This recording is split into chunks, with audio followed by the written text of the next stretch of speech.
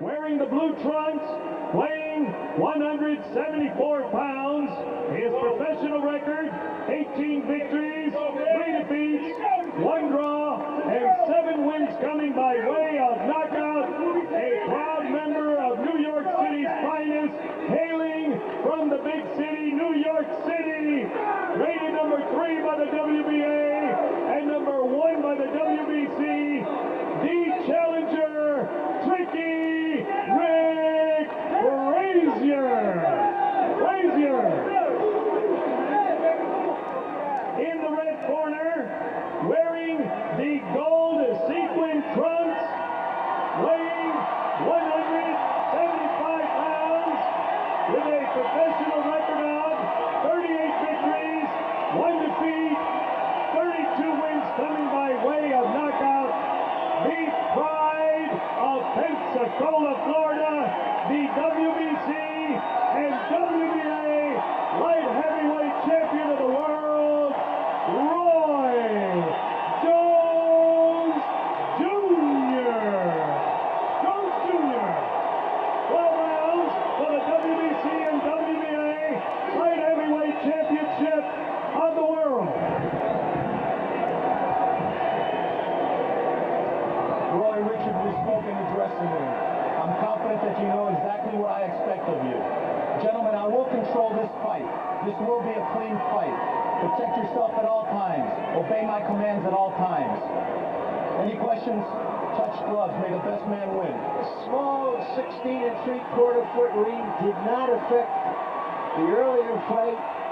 It could affect this fight if FRAZIER intends to do a lot of running.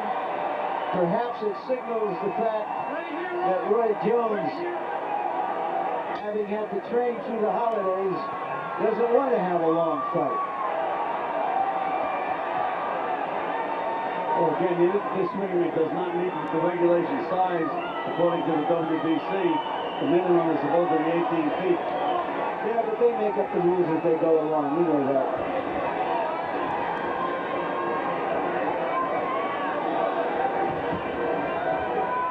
Jones, who sometimes doesn't use the jab very much, tonight starts out using the jab against FRAZIER, the southpaw. And as usual, Roy defies convention because a lot of fighters don't try to jab against southpaws. They lead with the straight right hand instead. But one thing that he is doing that I agree with that he wasn't doing the other times before southpaw is he's moving to his left most of the time. Now he just went to the right. What's the advantage of moving to your left against the southpaw? Then that sets up your left hook to the body and head. And with that, then you get in else on the arm with a straight right hand. The other way, you're walking right into him.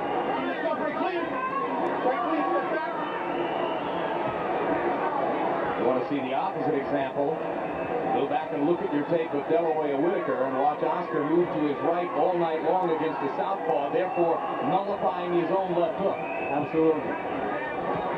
Well, so far, FRAZIER is living up to your analysis. No offense, all defense.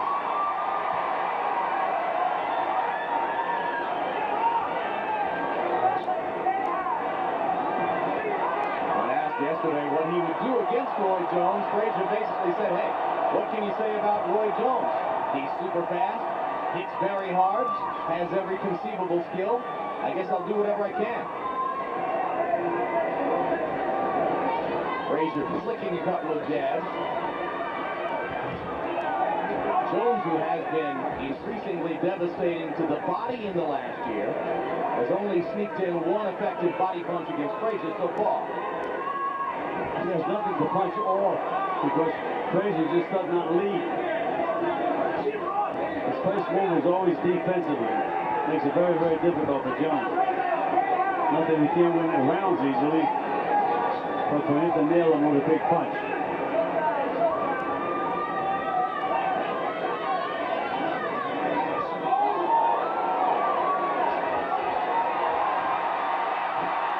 Down goes FRAZIER. Is that a punch? He's complaining that he slipped. Looked like a fall to me. It looked to me like he went in the water. Well, I suspect there's no boxing announcer alive who wouldn't have looked for the earliest opportunity to say, down goes Frazier, and there it was.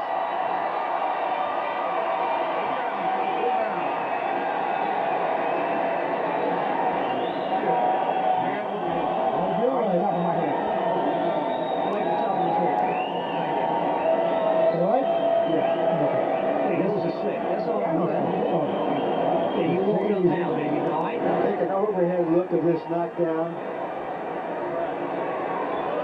You see the cushion with the advertisement on the side of the ring, just outside of the ropes. He stepped on that and slipped. It was completely off balance. So even though Pepsi 1 has only 1 calorie, it was heavy enough to knock over Richard Frazier. And give you an opportunity to pay homage to Howard Cosell's call. Well, it wasn't exactly the thunder of Jamaica. It wasn't Foreman lifting Frazier off the canvas with his uppercuts. But it was the best we could do for the moment. And now the advertisement has been removed from the far side of the canvas. Well, no matter how small the ring is, Frazier is finding a way to make it look bigger. And Jones switches to southpaw and nails Frazier with a right hook. And leads with the left out of the southpaw stance. Frazier still will not punch back. They will walk right through him. I suspect that Jones is switching to southpaw because he believes that'll give him a better punching angle against the southpaw Frazier. Well, he's switching to southpaw because he doesn't respect Frazier's arsenal at all. You can see Frazier, when he gets hit, he doesn't punch back. When he blocks a punch, he doesn't punch back. It would be appropriate for the referee to step in and say, Ricky Frazier, you're here to fight. If you don't throw punches, I'm going to penalize you and maybe even stop the fight. Well, again, Larry, many years ago, the most effective thing the referee could do is walk over to the corner and say, unless you start fighting, I'm going to disqualify you and you're not going to get paid. They hear that word paid, and somehow it wakes them up a little bit. Gets their attention.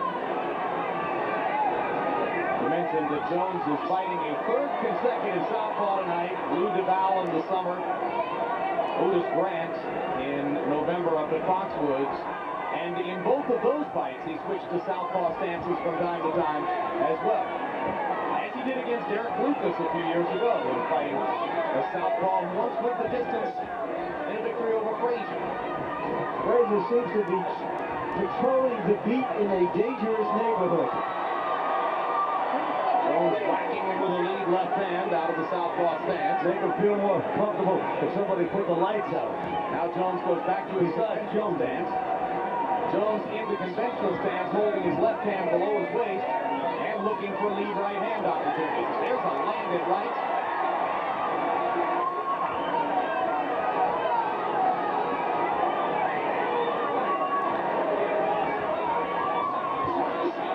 If we had a 20-foot ring, this could be truly dreadful.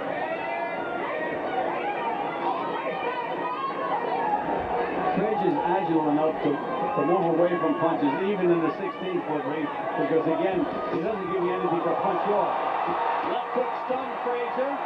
Little right hand tap knocked him down. And hello, Chris Green is not written on the bottom of Frazier's shoes. And that's the end. Armando Garcia decides that that's a good moment for stopping the fight. Well, this is an early stoppage state, as we saw in our last doubleheader here a few weeks ago. In those circumstances, we questioned whether the fight should have been stopped. In this circumstance, I have to applaud the referee because it only could have gotten uglier. And uglier. What about the stoppage, Harold? Jim, you know something? If you're in a down position, you're in a down position. Rick Frazier's whole body was off that canvas. The only thing that was on the canvas when Armando Garcia got denied was the soles of his shoes. He's not in a down position.